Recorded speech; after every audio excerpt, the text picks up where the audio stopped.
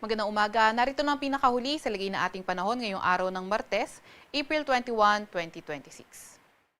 Narito ang ating pinakahuling satellite image kung saan ang easterlies o yung mainit na hangin galing karagatang Pasipiko ang nakakaapekto sa Southern Luzon, Visayas at Mindanao. Currently nga wala naman tayong inaasahan na mga magdamagang pag-ulan. Although may mga tsansa pa rin ng mga localized thunderstorms. Sa kasalukuyan, wala na rin tayong minomonitor na low pressure area or bagyo sa loob or malapit sa ating Philippine Area of Responsibility.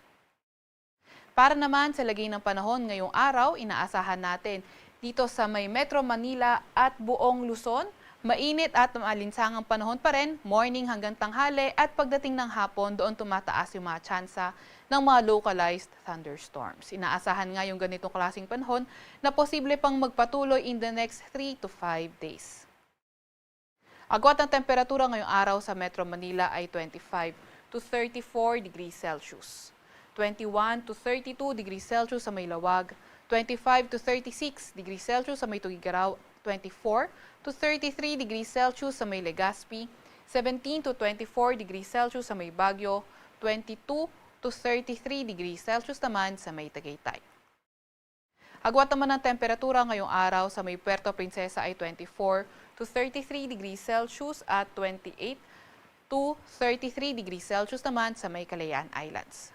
Para naman sa lagay ng panahon sa Visayas at sa Mindanao, katulad sa Luzon, asahan pa nga rin natin yung mainit at malinsangang panahon, morning until noon, and then pagdating ng hapon, tumataas pa rin ang tsansa ng mga thunderstorms. Yung mga kasamahan natin sa Regional Services Division patuloy na maglalabas ng thunderstorm advisory kung kinakailangan. Naasahan nga rin natin yung ganitong panahon sa Visayas at Mindanao, posible magpatuloy in the next 3 to 5 days. Agwat ng temperatura ngayong araw sa Cebu at Tacloban ay 25 to 32 degrees Celsius. 22 to 33 degrees Celsius sa may Iloilo, 24 to 34 degrees Celsius sa may Zamboanga at Davao, at 23 to 32 degrees Celsius sa may Cagayan de Oro. Update naman sa heat index, kahapon na itala ang heat index sa Metro Manila na 37 to 39 degrees Celsius. Ang pinakamataas sa buong bansa natin ay sa may Sangley Point, Cavite na umabot sa 43 degrees Celsius. Iyan ay base sa mga estasyon na mayroon tayo sa ating bansa.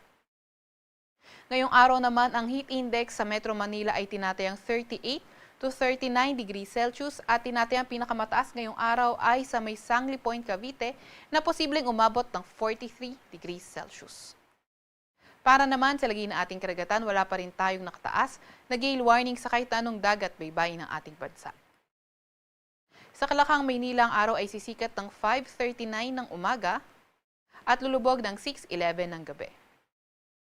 Huwag magpapahuli sa update ng Pag-asa. I-follow at i-like ang aming X at Facebook account, DOST-Pag-asa.